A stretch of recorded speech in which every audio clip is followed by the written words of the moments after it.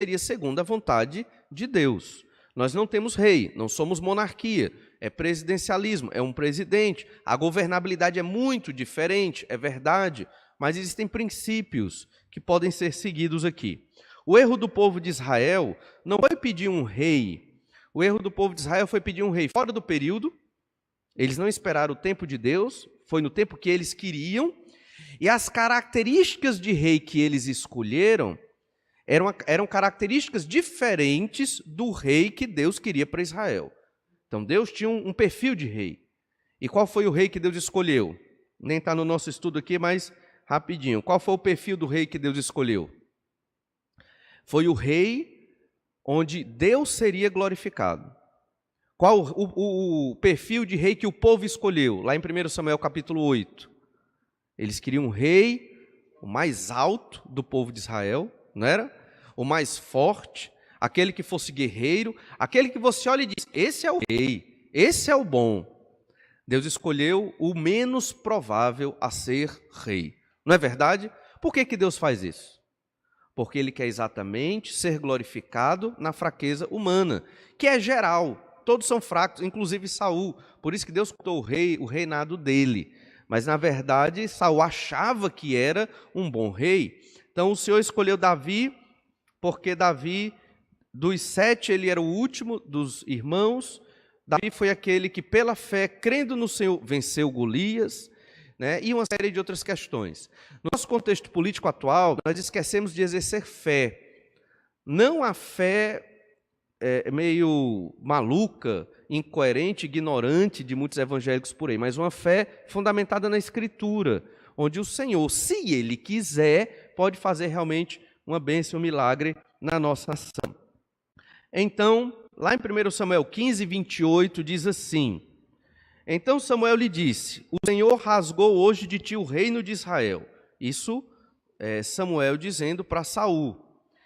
E o deu ao teu próximo, que é melhor do que tu. Também a glória de Israel não mente. A glória de Israel aqui é Deus. A glória de Israel não mente, nem se arrepende, porquanto não é homem para que se arrependa. Davi, então, se torna rei e se torna o paradigma do rei de Israel. Davi se torna um rei tão perfeito que ele prefigura o reinado messiânico. E é interessante destacar isso. A terra de Canaã aponta para a pátria celestial. O rei de Israel aponta para o rei messiânico, o Senhor Jesus Cristo. Por que a gente está falando disso? Não era para a gente falar dos candidatos da atualidade. Porque nós estamos observando que a Bíblia trata muito de política. E que esses princípios políticos, eles estão inerentes até na constituição da nossa própria salvação. Nossa salvação não é só espiritual. Nossa salvação também será política, social e econômica. Nós viveremos um novo céu, uma nova terra, com um governo justo, como nunca houve nesta terra. E então Davi se torna esse paradigma. Só que Davi, ele também pecou, não é verdade? E sabe por que a Escritura mostra os pecados terríveis de Davi? Seu assassinato, seu adultério e tantas outras coisas. Ele era tão pecador que ele não foi considerado digno de construir a casa de Deus, o templo do Senhor. Era Salomão que iria construir. Mas por que, então, esses erros de Davi são apresentados? Para que todo o povo da época, e nós também entendamos, que o rei verdadeiro virá.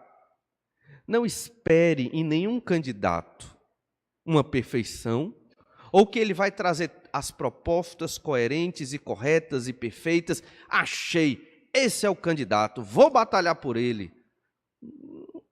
Não é, ele não vai, ele vai ser mais um, né, de tantos presidentes que passaram na nossa nação. Contribuirá talvez com algumas coisas, prejudicará provavelmente outras coisas. E eu me lembro que da época de 80 para cá, querendo ou não, a nação melhorou de alguma forma, piorou aqui, melhorou ali, piorou aqui, melhorou ali, mas acredito eu que em um certo sentido Deus tem abençoado nossa nação. Temos que orar mais para o Senhor abençoar mais, mas Deus em uma certa medida tem abençoado. Por que então Davi se tornou um rei tão importante, mesmo sendo tão pecador quanto Saul? Porque Saul não se arrepende, Davi se arrepende dos pecados. Salmo 51, verso 2. Lava-me completamente da minha iniquidade e purifica-me do meu pecado, pois eu conheço as minhas transgressões e o meu pecado está sempre diante de mim. Ainda no Salmo 51, verso 10. Cria em mim, ó Deus, um coração puro e renova dentro de mim um espírito inabalável. Um governante tem que ter características assim. Qual destes nós vemos tais características? Qual destes reconhece um erro? Ninguém tem erro, percebe? Porque eles não estão dentro de uma cosmovisão cristã. Nós não vivenciamos isso na nossa nação. Nenhum deles. Não estão. E está longe disso acontecer. Mas esse é o perfil de Deus para um governante, segundo a vontade de Deus. Quer seja monárquico, quer seja presidencialista, quer em qualquer situação ou modelo de governo. E então no verso 17 do Salmo 51 nós lemos: sacrifícios agradáveis a Deus são o espírito quebrantado, coração compungido e contrito, não o desprezarás, ó Deus. É certo que talvez você diga, não, mas é ingenuidade. Qual desses candidatos vai assumir e reconhecer os seus erros? Ok, talvez possa ser, mas pelo menos ele deve ter dentro dele esse entendimento de reconhecer, de se avaliar, de buscar em Deus como melhorar o seu governo. E não achar que eu já está aqui todo o meu plano de governo, ele é perfeito, acabado, certo, e nós vamos conseguir melhorar o Brasil. É até ridículo. Você liga o rádio na propaganda, aí está lá o candidato. Em defesa dos menos favorecidos, né? Nós vamos conseguir tirar a classe pobre de tal região e dar casa para todo mundo, um exemplo. Né? Tantas coisas absurdas que você ouve e diz, como é que ele vai fazer isso? Não tem como fazer isso. É impraticável. É só assim jogado ao vento, porque a proposta não se sustenta. Porque realmente, em um período curto de governo, não dá para fazer certas coisas. Os reis de Israel e de Judá, de modo geral, não seguiram o exemplo de Davi, o de ter uma vida piedosa. Então, os reis de Israel e de Judá, eles deveriam seguir esse modelo, sem os pecados de Davi, obviamente. Não seguiram, pelo contrário. A maior parte da história da monarquia de Israel é permeada por idolatria, e Deus permitiu. Os cativeiros vieram exatamente porque o povo não se arrependeu dos nossos pecados, mas o Senhor permitiu. E ainda veio o cativeiro assírio em 722 e o cativeiro babilônico em 586. Viu como todo o Antigo Testamento trata de política? E Deus se revela no meio desta política. Um dos grandes erros dos reis era fazer aliança. Não estou dizendo que a gente, na política presidencialista hoje internacional, não possa fazer aliança. Não é isso que eu estou dizendo. Mas estou dizendo que na época Deus queria. Era uma ingenuidade um rei de Israel ou de Judá não fazer uma aliança militar para não ser dominado. Por isso eles faziam. Mas o querer de Deus era que eles confiassem no Senhor. Temos que pensar mais pela fé e menos pelas vistas. Se você observar bem a Escritura, as atitudes de fé dos homens de Deus, na época, foram encarados como algo ridículo. Mas o Senhor fez milagres. E o Senhor pode operar grandemente na nossa nação.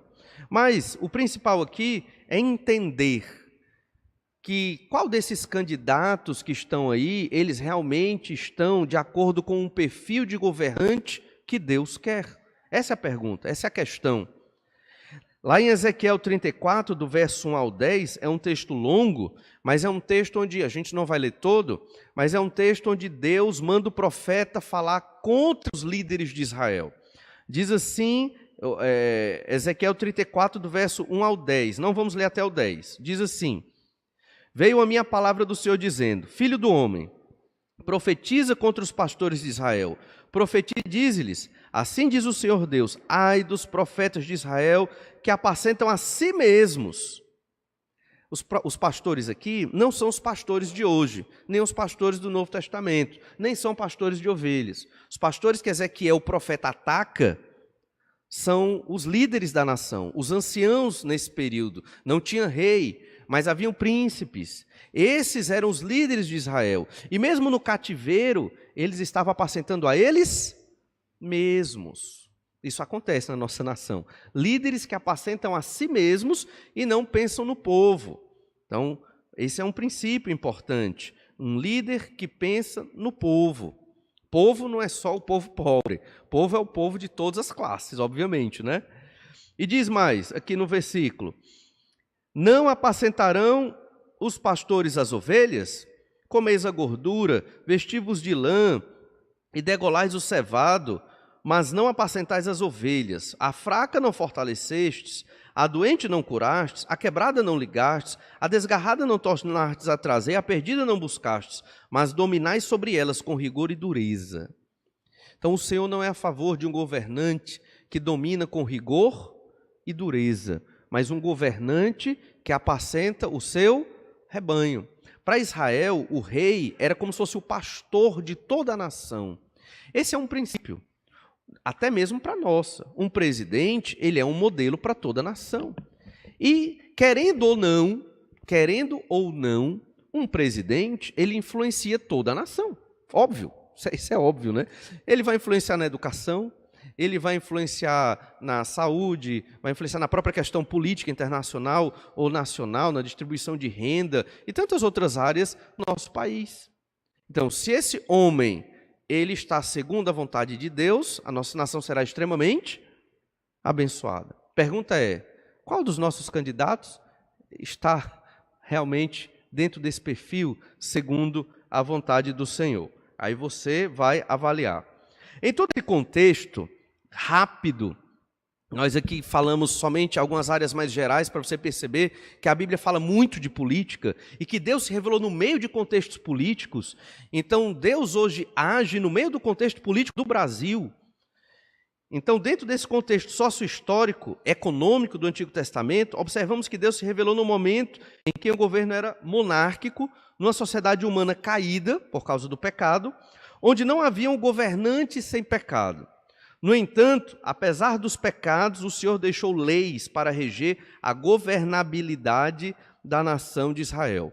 Eu também tenho que falar de um governante, ele foi ímpio, foi um rei de Israel, Jeroboão II. Jeroboão II foi o rei da época de Jonas, o profeta. Jonas era um profeta nacionalista, ele era um profeta muito pró-Israel, um homem de Deus. Foi que pregou para os ninivitas, que nem queria que os ninivitas se convertessem. Na verdade, ele não tinha misericórdia dos ninivitas, mas Deus o obrigou a ir. Jeroboão II, ele conseguiu fazer com que Israel voltasse ao ápice, né, militar e econômico. Desde a época de Salomão, ele foi o governante que mais fez a nação crescer. Só o Reino do Norte. Aumentou as fronteiras militares, desenvolveu uma classe econômica mais poderosa dentro da nação. Militarmente, economicamente, o Reino do Norte estava muito bem, mas espiritualmente, terrível. Então, progresso econômico e militar não reflete necessariamente a bênção do Senhor. Isso deve nos ajudar a pensar da seguinte maneira: qual é o critério que eu uso para escolher um candidato? A gente vai rever isso mais na frente.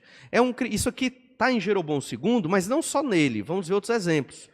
Mas qual critério? É o critério econômico? É isso que eu quero para a minha nação? Eu quero somente uma boa economia para eu viver bem com meus filhos, para o meu dinheiro render e eu trabalhar pouco? É bom, isso é bom, não é ruim. Mas esse é o critério primeiro? Ou será que o critério deveria ser uma pessoa que governe segundo princípios bíblicos, ou pelo menos os mais parecidos, já que nós não temos um governante que reflita uma cosmovisão cristã autêntica e genuína? Nós não temos, é um fato, nós não temos. E se nós não temos, e aí? O que fazer?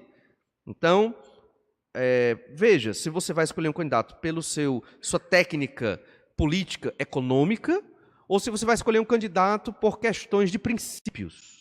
E a gente vai falar um pouco de ideologia. Ao falar de ideologia, a gente vai trabalhar mais essa questão. Qual é o mais importante? É o objetivo ou é o princípio? É o alvo a ser atingido no governo ou é o princípio que fundamenta um governo? Melhor dizendo, o que é que Deus pensa disso, segundo a Escritura? Tais leis, elas devem ser aplicadas na igreja, pensando em leis do Antigo Testamento? Certamente não. As leis de Israel são as leis de Israel. Nós não podemos pegar um governo monárquico do Antigo Testamento, de séculos atrás, e jogar no Brasil. Não vai funcionar. Mas os princípios, sim. Esses princípios de governabilidade, princípios do caráter de um governante, da orientação que Deus quer para um povo, esses podem ser aplicados, sim, à nossa nação. Deduzimos então, que a igreja não é uma monarquia como Israel. Na verdade, isso é um fato, né? Mas também que deve ter um agir político. a igreja deve ter um agir político. Quando eu digo igreja, eu digo cada indivíduo, não digo igreja como instituição. Igreja como instituição, separada do Estado, a igreja tem o seu propósito. Pregar o evangelho, a glória de Deus, adoração, edificação, fazer discípulos, propósito da igreja. Mas cada crente que é igreja também tem que agir politicamente dentro dessa sociedade. E se você tem direito a um voto, você tem que expressar uma postura. E essa sua postura, ela deve ser fundamentada por princípios bíblicos. E aí nós vamos para um segundo tópico.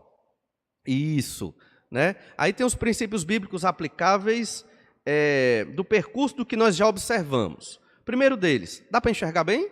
Dá, né? Como cristãos, não podemos nos furtar o nosso papel político na sociedade. Mesmo que você queira, você não conseguirá. Porque pela lógica, eu não quero me envolver com política, você já tomou uma postura. Você, ao não se envolver, você se envolveu negativamente. A sua omissão gerou a ação do outro polo. Então, não tem como fugir. Você tá no meio. Mesmo que você diga, não quero, o fato de você se omitir vai beneficiar, de alguma forma, algum partido, algum candidato, alguma ideologia. Porque você decidiu não se envolver. Você se envolveu indiretamente, não querendo se envolver, mas se envolveu, mesmo não querendo participar. Segundo, o Senhor permite e age em governos incrédulos, ímpios, para glorificar seu nome. Isso é muito importante. Não sabemos o resultado destas eleições, mas independente do resultado que acontecer, que vier a acontecer, o Senhor, Ele quis que fosse assim, para a glória do nome dEle, e Ele vai usar o próximo momento político. De alguma forma, nós não entendemos, somos um grão de areia, uma gotinha d'água nesse mundo de coisa que é o nosso país e, obviamente, o mundo. Então, temos que entender que Deus está no governo.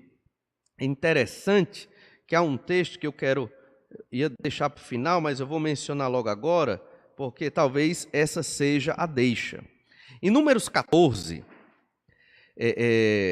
o povo temeu em ter fé, não teve fé e temeu entrar na terra de Canaã. A gente está estudando o livro de Números aqui, vimos esse trecho, né? Nem chegamos a ver, mas mencionamos um pouco quinta-feira passada. E aqueles que foram impedidos de entrar na terra de Canaã e punidos com a morte nos 40 anos no deserto, eles não se conformaram com a vontade de Deus. Olha o que eles fizeram. Vocês entenderam, né? O povo que não teve fé para entrar na terra de Canaã, isso é uma ação política, porque eles iam dominar uma terra, eles tinham um governante, Moisés, e Deus, obviamente, acima deles, e eles não tiveram fé para entrar lá na terra em Cades Barneia. Então, o que foi que Deus disse? Olha, vocês, 20 anos para cima, não entrarão na terra e vão morrer no deserto. 40 anos rodando aqui no deserto. Eles deviam ter feito o quê? Baixar a cabeça e aceitar a vontade de Deus, não é não?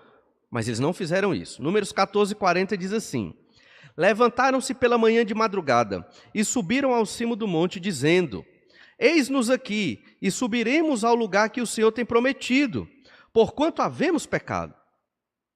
Deus disse que era para fazer isso? Não. Deus disse: não suba, não vá conquistar a terra, você vai morrer no deserto. Mas o que é que eles disseram? Subamos e vamos conquistar a terra, porque nós pecamos. Tarde demais. Não vão, não era o querer de Deus. Parece humanamente um pensamento muito bom, não parece? Olha, o povo arrependido, o povo agora criou vontade, olha, o povo agora quer entrar. Mas Deus disse: não vão entrar. Temos que aceitar o desejo político de Deus. Político no bom sentido, né? Ou melhor dizendo, o desejo de Deus para a política. Entende? Deus queria levar o povo a entrar na terra de Canaã por Cades Barneia e travar uma série de batalhas. O povo não creu, Deus decretou, acabou-se, vão morrer no deserto. Não, vamos subir, pecamos contra o Senhor, agora vamos conquistar a terra.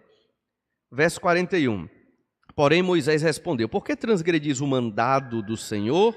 Por isso não prosperará, não subais, pois o Senhor não estará no meio de vós, para que não sejais feridos diante dos vossos inimigos, porque os amalequitas e os cananeus ali estão diante de vós, e caireis a espada. Pois uma vez que vos desviastes do Senhor, o Senhor não será convosco. Esse texto serve para nos mostrar que Deus, Ele tem planos.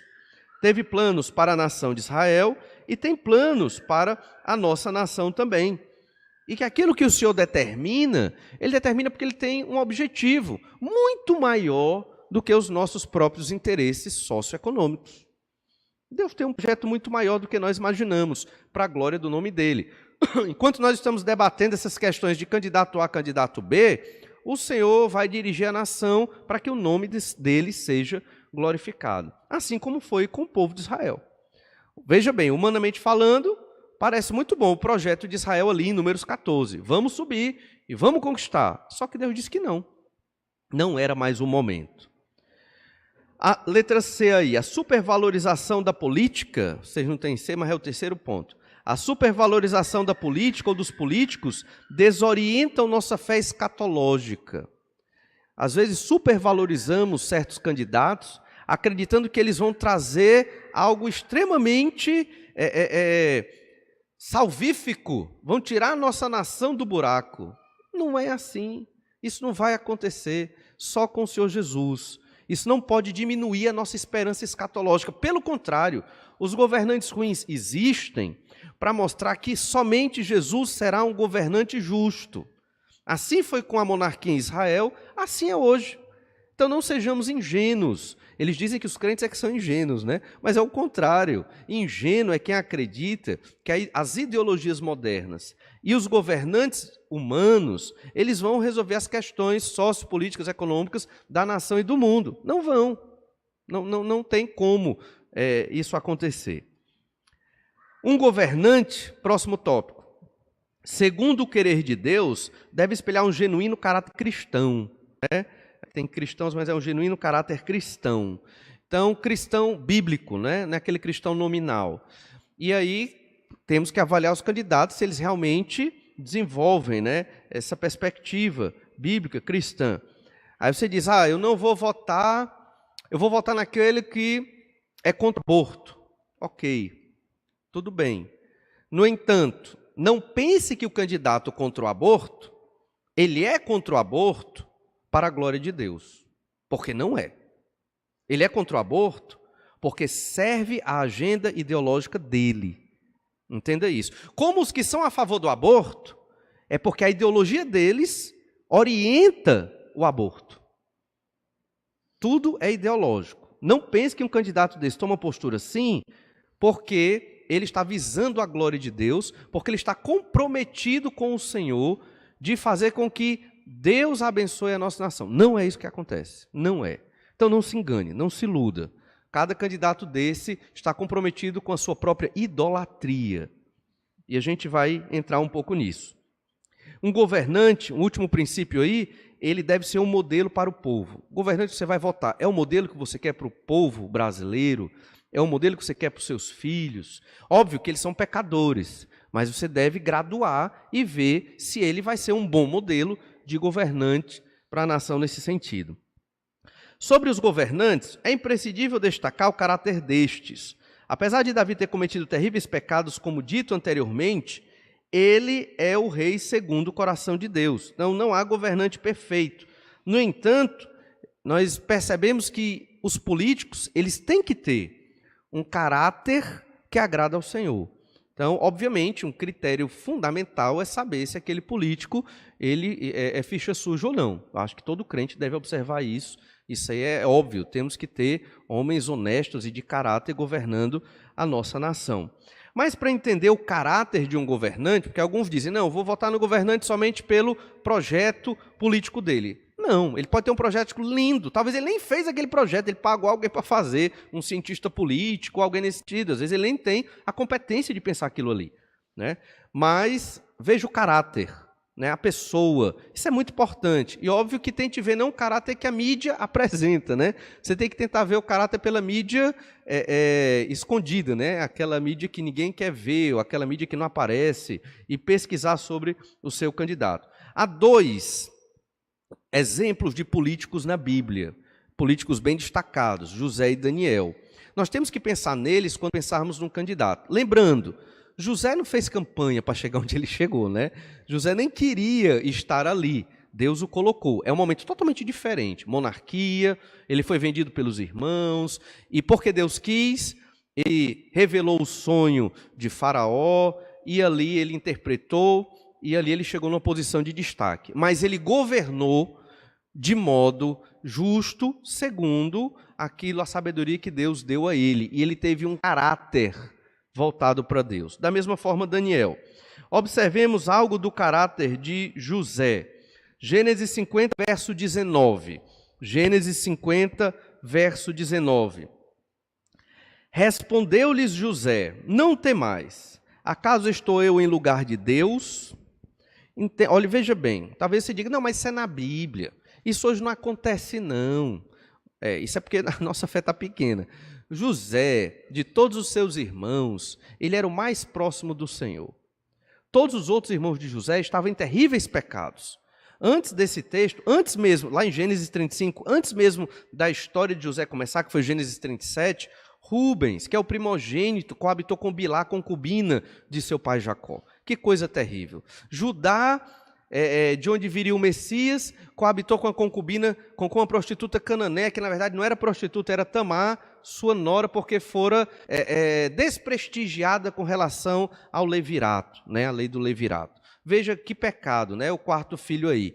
E também Levi e Simeão, para vingar a morte. Levi e Simeão, para vingar a morte não, a violência contra a irmã Diná, eles mataram ali os siquemitas. Então, os primeiros filhos de Jacó, todos terríveis e cheios de pecado. Então, não era uma família que andava segundo a vontade do Senhor nesse momento. José destacava-se. José era diferente, e por isso quiseram matá-lo, por isso quiseram mandá-lo embora, porque ele era o estranho. Ele era o que procurava Deus, ele era o que queria saber da revelação do Senhor. Deus revelou ele por 2 sonhos, que falava exatamente dele tomar o poder, ou pelo menos quase todo, de todo o Egito. Qual o objetivo? Era José ser feliz?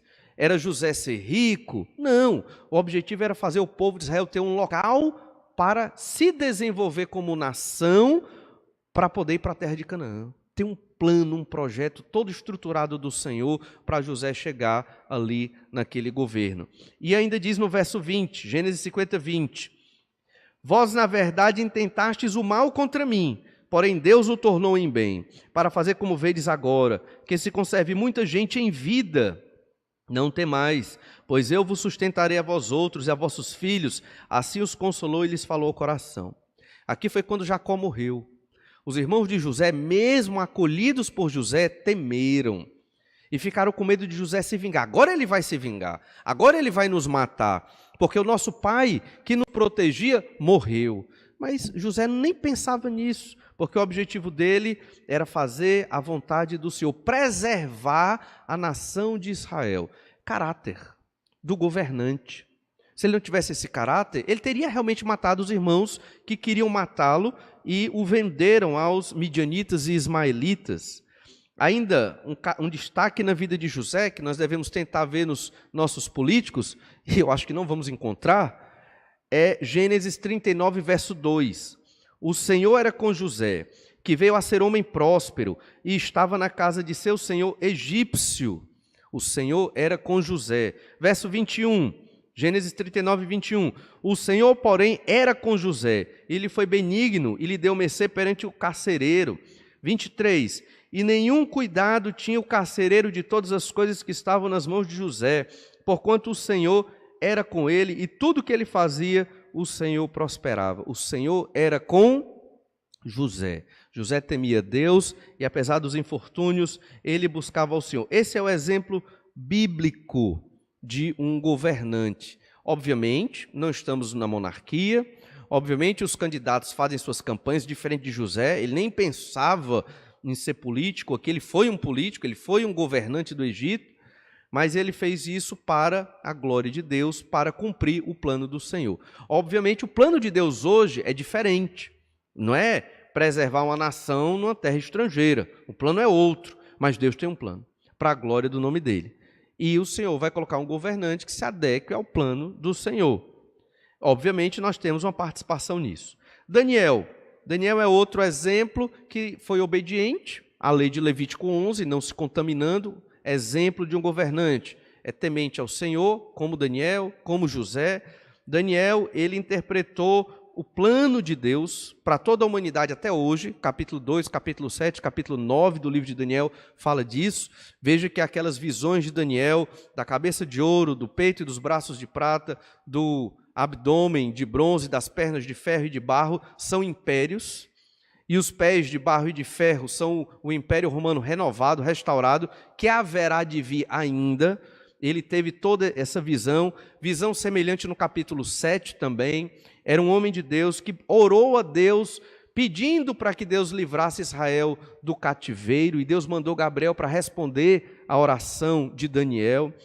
Foi um homem que caía rei, entrava rei, e Daniel continuava. Era um político mesmo, né? Não político no sentido negativo, mas político porque estava na administração do império. Nabucodonosor, enquanto estava lá, estava também procurando o conselho, obviamente, de Daniel. Acredita-se que ele tenha se convertido no capítulo 4 do livro de Daniel. Belsazar, neto de Nabucodonosor, estava lá Daniel também, para interpretar a visão. E chega Ciro, que domina o Império Babilônico, está lá Daniel também, já com seus mais de 80 anos de idade, lançado na cova dos leões. Por quê? Firme na oração. Nós temos um político assim, pelo menos conhecido, a gente sabe que não tem, mas este é o modelo de político que nós devemos dizer, esse é o nosso representante. Então, se nós não temos nenhum que se assemelhe a esse modelo bíblico e correto, mesmo sendo monarquia, mesmo não sendo democracia, na verdade que nem era monarquia, era império, mas ainda assim, esse é o modelo de político que nós devemos observar. Então, entendo eu, baseado nisso e em outros dados que ainda vamos observar, é que o nosso voto, ele é um voto do que mais se aproxima ou do que menos está distante. Melhor dizendo, do que menos está distante do objetivo do Senhor. Porque nenhum deles tem uma cosmovisão cristã bíblica coerente. Nenhum deles defende os princípios do reino de Deus. Nenhum deles. Não nos iludamos, não existe isso. Então, eu vou votar. Eu não vou votar em branco, nem vou votar. Eu vou votar, mas eu vou votar no candidato que menos prejudica o desenvolvimento do evangelho e da vontade do Senhor dentro da nossa nação. Não porque aquele candidato vai fazer muita coisa. Não sei, Deus pode até operar um milagre, mas não vejo isso. Por isso, nós temos que ter muito cuidado na nossa postura e posicionamento, porque política e religião são muito próximos. E nós nos tornamos religiosos ao defender certas posturas políticas. E aí podemos pecar, né? Mas vamos ver isso mais à frente. Observando agora um terceiro tópico, vimos aí um modelo de governante, pelo menos alguns aspectos, dentro do nosso tempo limitado, mas um terceiro tópico são os aspectos da política e das ideologias, né? Acho que é agora. Aí tem uma piadazinha aí, né? Aí a piadazinha aí, o que é que diz o balão? Pois é, está esperando um político honesto, uma senhorinha aí, né, já virou sua caveira, não chega, né? Essa é a realidade da nossa nação. Por isso, nós queremos... e aí é uma coisa interessante, os governantes eles vão ter... o povo vai ter o governante que merece. Isso é importante. Nós, como povo, temos o governante que merecemos. Querendo ou não, o povo brasileiro é bem corruptozinho, né? Então, o governante é corrupto também. E se talvez... eu não, eu ia dizer eu ou você, mas não vou dizer nem eu nem você, mas um brasileiro, tipicamente brasileiro, estiver lá no governo, foi eleito, ele vai fazer a mesma coisa. Porque é endêmico, a corrupção é endêmica na nossa nação. E aí você quer melhorar a situação, comece por você, seguindo os princípios bíblicos, né, tentando obedecer às leis, mesmo quando ninguém está observando, tentando ser um cidadão decente, honesto, em tudo que você faz. Isso vai melhorar a longo prazo, mas vai melhorar a situação da nossa nação. Veja o exemplo do lixo, né? Você vê Fortaleza é uma cidade suja, né? Cheia de lixo no chão. Você está no ônibus, aí só vê a latinha voando dentro do ônibus. É o tipo de presidente que a gente vai ter, um presidente estilo esse, que o povo, se o povo, a maioria, né, tem essa cultura, o presidente que chegar lá vai ter essa cultura. Então, temos que ter isso em mente. Aspectos da política e das ideologias. Antes de entrar nesses tópicos que estão aí, vamos falar um pouco, entender um pouco sobre essa questão ideológica que a gente tem falado muito esses dias, né?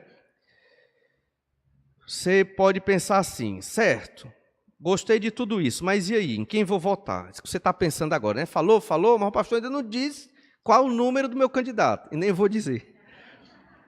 Tem mais observações aqui a serem feitas sobre política, sobre as eleições e sobre os candidatos. Não possuímos nem de perto, como falamos, o governante como José e Daniel, homens de Deus. Por isso, para conhecer os candidatos, é imprescindível conhecer as crenças dos candidatos. Não estou falando de crença religiosa, estou falando de crença social. Existe a crença fé religiosa, mas existe a crença social. Sabe o que é a crença social? É a ideologia. Na história desse nome, quando ele foi cunhado, inicialmente, ele foi cunhado para destruir a ideia de teologia. E é até compreensível, porque no período da Idade Média, tudo era pensado teologicamente. Errado, mas era pensado teologicamente. Tudo. Por exemplo, quem é que dava posse ou autoridade para um rei da Europa governar? Óbvio que ele tinha a questão de ser filho do rei, o herdeiro, o descendente, tinha tudo isso. A nobreza, a família. Mas quem chegava lá e dizia, ele é o rei de fato? Era o Papa. Isso é uma perspectiva teológica de poder e de governo. Tudo era pensado teologicamente. Errado. Por ser, não era bíblico. Por ser uma teologia extremamente errada, que trouxe muita opressão, a teologia católica, que não é cristã, né? No período medieval, isso fez com que os humanistas eles fossem contra as formas ou expressões do cristianismo e de teologia. Isso não se desenvolveu da noite para o dia, mas foram séculos. E aí se cunhou algo onde se tirava Deus da jogada, no exercício social e político. Isso se chamou ideologia. É uma crença, é uma crença, mas ela é social. Onde Deus não entra, onde o sobrenatural não entra, onde o espiritual não faz parte. Por isso, as ideologias, todas elas são inimigas da teologia. E a teologia, entenda, é como viver em sociedade segundo a vontade de Deus. Isso é teologia. A partir da Bíblia, eu vou viver nesta sociedade corrupta, mas segundo o querer de Deus. Isso implica também o quê? O meu agir político. A minha teologia, ela deve influenciar a minha decisão política no voto e não a minha ideologia. Crente não tem ideologia. Crente tem teologia. E essa teologia bíblica, ela orienta o quê? A política, o agir em sociedade, a família, a educação das crianças, o lazer, tudo que eu vou fazer. A minha economia doméstica, o meu pensamento em todos os aspectos é influenciado pela minha teologia. Hoje a teologia está voltando a um cenário nacional e mundial, mas ainda com muito fraca. Mas, infelizmente, também é uma teologia muito errada. Mas tem acontecido esse fenômeno. O engano de muitos sobre ideologia é o de que há somente uma ideologia, quando realmente são várias. Isso é ideológico. Tudo é ideológico. Tudo. O de esquerda é ideológico, o de direita é ideológico. Tudo é ideologia. Não pense que não há político sem ideologia.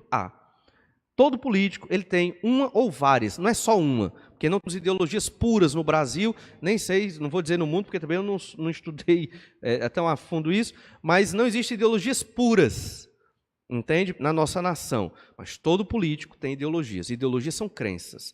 Crenças sociais, onde Deus não está presente. Nem numa ideologia de esquerda Deus está presente. Nem numa ideologia de direita Deus está presente. Mas tem o Partido Social Cristão. Não é nada de cristão. Não se engane. Não é nada, só tem o nome. Cristão, Bíblia, Escritura, Palavra do Senhor, José, Daniel, os princípios que estamos observando, você não encontra ele. Pode ter um perdido ali, claro, perdido no bom sentido, né? Um achado, né? Pode ter um achado ali, crente sincero, que está querendo algo. Pode. Eu estou falando do geral, não estou falando das particularidades. Claro que pode. E Deus queira que tenha. Porque não é pecado um crente entrar na política. Mas, obviamente, isso é outro assunto. Mas, obviamente, que um crente que vai para a política partidária, no sentido de ser candidato e querer uma melhoria da sociedade para a glória de Deus, ele tem que estar pronto para a morte. Porque se ele seguir o que Deus quer, ele tem que estar pronto para ser morto, ou ter seus filhos mortos, sua esposa morta, raptada, porque os seus colegas políticos vão fazer de tudo para tirá-lo dali, se ele for segundo o querer de Deus. Porque do jeito que está, certamente é isso que vai acontecer. Então, outro erro é estabelecer a relação de ideologia com esquerda, socialismo e comunismo. Só eles são ideologia. Não. Toda vertente política, ela é eminentemente ideológica. Ela tem uma ideologia que suporta ela. E não é só na política.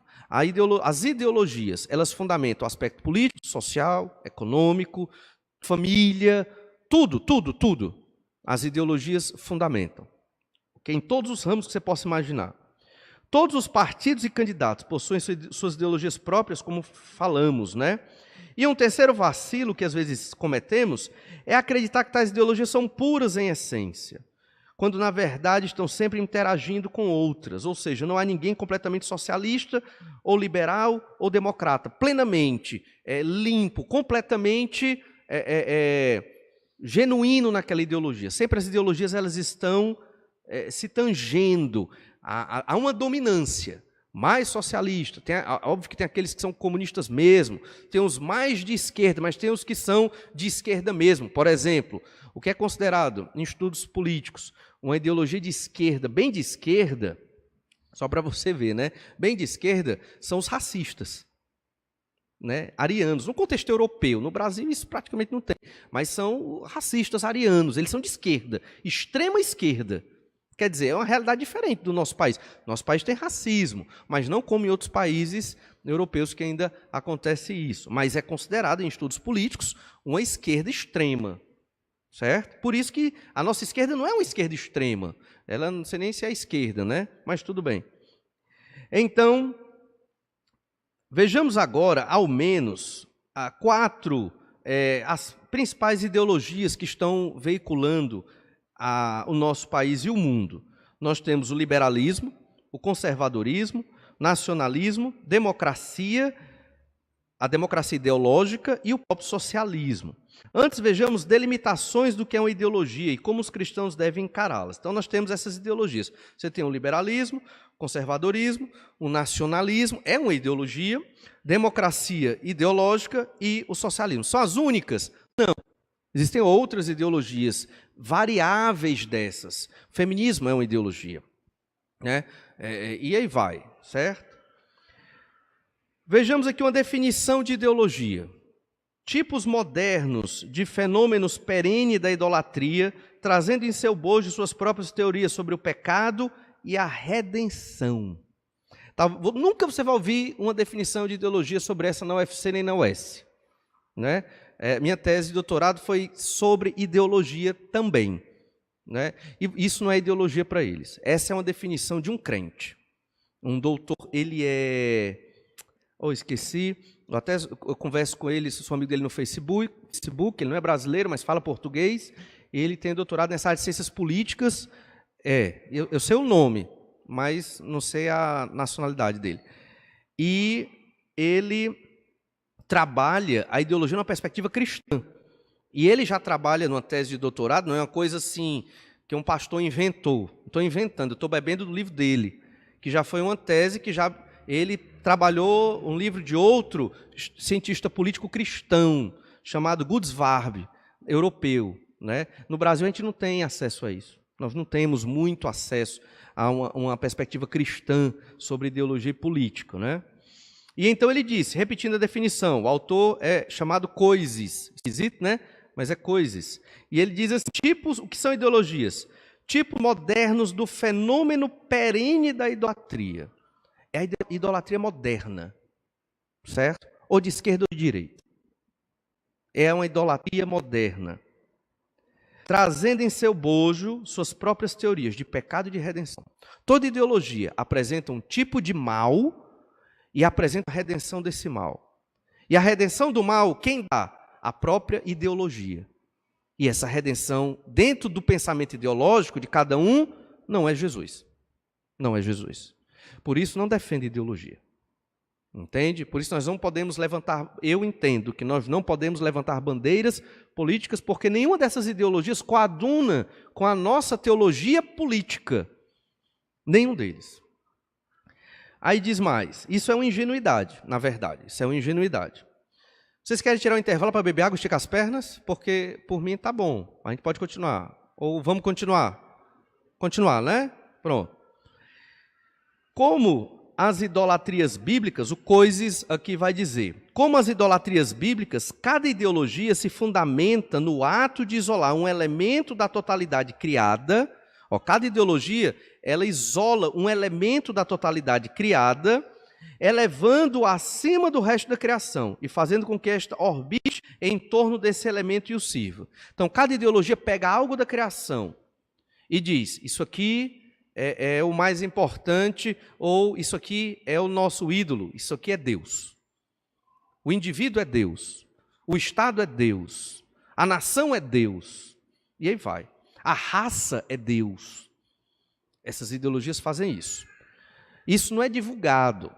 A ideologia ela é algo abstrato, mas ela é veiculada por discursos de todas as formas. Jardim da infância, você pode estar sendo ideologicamente doutrinado. É verdade. Isso vai sendo trabalhado na sua cabeça para que seja naturalizado e para que você tome como verdade. Cada ideologia, ela tem um objetivo, ela quer virar conhecimento dado de uma nação. Conhecimento dado se torna o quê? Cultura. Virou cultura? Morreu. Para tirar é a coisa mais difícil do mundo. Então existem ideologias que querem tomar o lugar de outras ideologias. O nosso Brasil não é fundamentado numa ideologia cristã, melhor, numa teologia cristã, não é. A nossa nação não é fundamentada em princípios bíblicos, não é. É possível que alguma nação seja? É, mas a nossa não é. Mas a nossa foi fundamentada em ideologias terríveis, onde fazer o errado é o certo. Fazer o errado é ser inteligente. Fazer o errado é você ser o espertão, tirar vantagem e você vai ser feliz. É uma ideologia terrível. E, obviamente, tem ideologias aí que fundamentam esse tipo de pensamento. Então, entenda, a ideologia ela levanta um ídolo. Toda ideologia, não importa qual seja, ela levanta um ídolo. A ideologia seria a crença social que move as pessoas. Todos os seres humanos têm. Mesmo que ele não queira ter, ele tem. É um poder tão forte, o ideológico, é uma crença, é o que move a nossa vida em sociedade. Muitos são chamados de assujeitados, não têm consciência da sua própria postura ideológica, eles só rumam, porque foi ensinado assim. Eles não refletem, eles não criticam, eles só vão, guiados por uma ideologia. Eles não têm condição de criticar, porque eles não tiveram ferramentas para pensar contra. Eles não tiveram. Isso é o que a gente chama de dominação. Aquele grupo social foi dominado, porque ele não pode pensar contra. Porque não tem condição. Não tem condição porque não deram condição, ele não buscou condição, ele foi totalmente assujeitado. Nós não somos assim. Nós temos condição de pensar contra as ideologias vigentes, e nós podemos escolher aquele que melhor serve ao propósito do Senhor para a glória de Deus, num plano político para a nossa nação.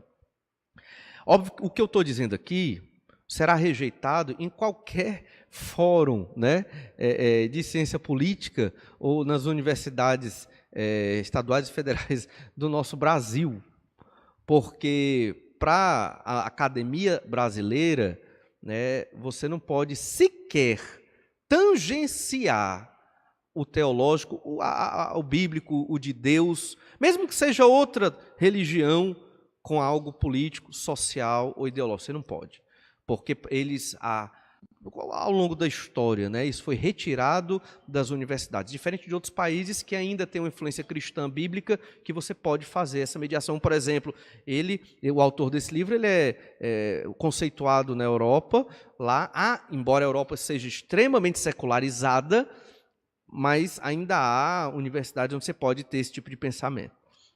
A ideologia também se fundamenta no pressuposto de que esse ídolo tem a capacidade de nos salvar de um mal real ou imaginário que há no mundo. Então, cada ideologia levanta um ídolo, que esse ídolo pode nos salvar.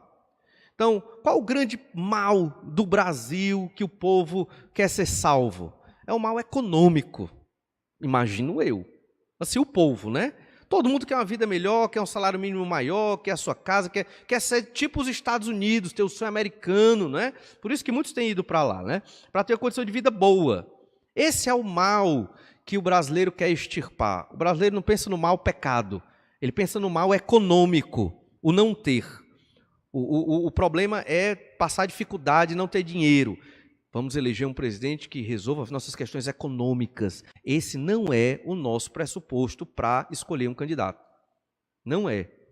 Então, as ideologias, elas vão levantar um salvador para esse mal econômico, né, que está personificado na figura de um candidato.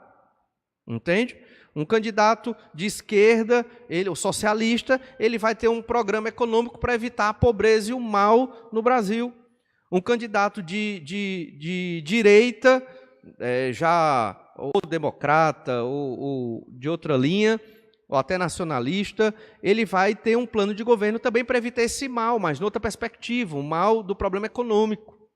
Então, toda ideologia apresenta um mal e apresenta uma salvação, uma forma de salvar-se desse mal. Marx e Engels dão a essa falsa consciência o nome de ideologia. Ideologia é uma falsa consciência, como algo que nos engana, né? Algo que muitas vezes nos entorpece. Um fenômeno que inclui política, direito, moral, religião, metafísica, tudo. A ideologia perpassa tudo. Você chega para um analista do discurso que trabalha muito com ideologia e pergunta: e Deus existe? Ele vai dizer: existe. Deus é um construto social. O que é isso? Significa que Deus não existe de fato, mas existe na mente das pessoas. Numa sociedade, as pessoas constroem Deus porque precisam dele. Aí vem o pensamento de Nietzsche: Deus, ele é a bengala dos fracos. E esse fundamento nietzscheano, ele perpassa várias ideologias, de esquerda, de direita. E os candidatos que usam o discurso de Deus, o discurso cristão, para serem eleitos, não tem nenhum compromisso com Deus. Não tem nenhum compromisso com o Senhor. Eles não querem a glória de Deus, não. Eles têm uma agenda ideológica a cumprir, ou de esquerda, ou de direita, ou de centro, ou algo nesse sentido. A ideologia abrange praticamente tudo que existe na consciência das pessoas e surge como um subproduto da luta de classes. Hoje nem é mais luta de classes, é luta de grupos sociais. A ideologia descreve a cosmovisão de um grupo concreto, histórico, social ou de uma época histórica particular. Elas vão fornecer uma explicação do mundo e da história. Portanto, toda ideologia contém elementos totalitários. Toda ideologia, entenda isso. Então, todos eles vão ter esses elementos totalitários e todos querem o poder, ok? É bem pequena a distância entre a ideologia e o totalitarismo. Eu não estou falando só de ideologia de esquerda, estou falando de toda forma de ideologia, o qual, além de interpretar o mundo a partir de uma só ideia, também tenta moldá-lo de acordo com sua lógica inexorável. A ideologia, hoje, é a moderna idolatria antiga. E nós temos que ter isso em mente. Por isso, temos que ter muito cuidado em tomar posturas partidárias, posturas de candidatos assim de uma maneira tão forte, porque não é que nós não vamos nos envolver politicamente, não é isso. Mas é que a nossa política, ela tem que ser permeada pela nossa teologia, nosso entendimento bíblico, e não pelas propostas que estão sendo aventadas por aí. Obviamente, você vai analisar tais propostas e perceber o que é que mais, ou melhor, o que é que menos prejudica o evangelho nesse cenário mundial. Também não é coerente nós, desse investimento político, vamos, como muitas igrejas fazem, né? Isso não é bom. Vamos colocar um candidato para defender os interesses da nossa igreja. Não é isso que Deus quer também. Porque a ideia não é só defender os interesses de uma igreja. A ideia é defender os interesses de Deus, para uma nação. Tem como mudar tudo da noite por dia? Sabemos que não. Mas tem como testemunhar da glória de Deus no governo. Vai ser morto? Não duvido. Não duvido. Veja, dos países civilizados, ou não vou nem dizer civilizado, mas considerados desenvolvidos do mundo, né, dos Estados Unidos, vários presidentes foram assassinados. E a tentativa de matar um é enorme, não é verdade? Então, e olhe que muitos deles nem eram tão comprometidos com a Escritura. Outros já foram muito comprometidos com a Escritura, outros nem tanto. Mas aconteciam esses riscos. Então, um político, ele deve ter isso em mente, né? Ele, cristão, político cristão, é um ministério. Como é o ministério de um médico, de um engenheiro, de um professor, de um pastor, é o ministério de um político. E ele tem um ministério excelente no sentido de que, isso o cristão mesmo, porque ele vai ser testemunho para o povo. No dia que aparecer um desse, eu acho que o povo vai gostar, né? Imagino, pelo menos espera-se, né? A ideologia tenta refazer não só o governo, mas também a educação, a indústria, a arte, até mesmo a esfera doméstica e os afetos privados. Tudo, a família, a ideologia vai... Tem um candidato, vamos supor, que defende a família tradicional. Não pense que é para a glória de Deus, mas é porque a ideologia dele combina com a família tradicional, entende? Rejeitando o homossexualismo e outras vertentes aí de outros estilos de família considerados hoje. Mas não é que ele quer a glória de Deus. Não pense que ele é equivalente a um servo do Senhor. Não, não é. Ele tem uma agenda, para cumprir a agenda de poder dele, ele quer uma família tradicional. Pai, mãe, filhos. Pronto. Entendem? Não confundamos as coisas. O resultado pragmático é o mesmo do que nós queremos. Mas nós queremos para a glória de Deus, porque é o que Deus quer. Ele não pensa, quer saber do Senhor. Talvez nem conheça a Escritura ou busque a vontade de Deus. Então, a ideologia deve ser entendida como um tipo popularizado de teoria ou filosofia política normativa. É uma forma de entender também a ideologia. Elas surgem, dentre outros motivos, a partir da secularização da fé cristã e das culturas que foram historicamente moldadas por essa fé, a começar pelo Ocidente. Houve um movimento de secularização enorme. É aquilo que eu falei no início. A teologia deixou de ser o que norteia o pensamento do povo. E agora é o quê? É a ideologia. Hoje é o que domina. E nós estamos nessa luta para fazer com que a palavra de Deus vigore. Então, ela é entendida, a ideologia, como um fenômeno religioso. A ideologia não é somente política. Ela é um fenômeno religioso que perfaz todas as esferas da sociedade. Uma forma de idolatria. E aí nós queremos observar 4 fatores que apontam para esta conclusão. O primeiro é esse aí. As ideologias são inevitavelmente religiosas. Inevitavelmente religiosas. Se você defende um candidato, tenha cuidado. Veja qual a ideologia dele, porque você está indo por uma religião idólatra chamada ideologia, ou de esquerda, ou de direita, ou nacionalista, ou democrática ideológica, e aí vai. A ideologia provém do comprometimento religioso idólatra de uma pessoa ou comunidade. A natureza religiosa dos seres humanos pode ser compreendida em termos de 3 regras bíblicas fundamentais que elencou Goodsward num trabalho dele de 1975. Primeiro, todo ser humano serve a algum tipo de Deus. Todo, sem exceção. Segundo, cada um é transformado à imagem do Deus a quem serve. E terceiro, as pessoas estruturam sua sociedade à sua própria imagem. Por isso não é errado dizer que o brasileiro tem os governantes que eles merecem, porque reflete a imagem do povo. O povo é tão culpado quanto os governantes. Por conta disso. No dia que o povo decidir, vamos ser honestos em tudo, o que for possível, óbvio, porque somos pecadores, a gente sabe que a gente falha, mas vamos ser honestos em tudo, os governantes mudarão. Eu acredito. As ideologias deificam algo dentro da criação de Deus. O culto aos ídolos tem consequências práticas na vida comum dos membros de uma comunidade. Toda ideologia é um fenômeno religioso. Toda ideologia levanta um ídolo, apresenta um mal a ser resolvido e apresenta uma salvação. Isso, perceba, é um sistema religioso. E tira o foco de quem? De Deus, do projeto redentor de Deus e da nossa missão em sociedade.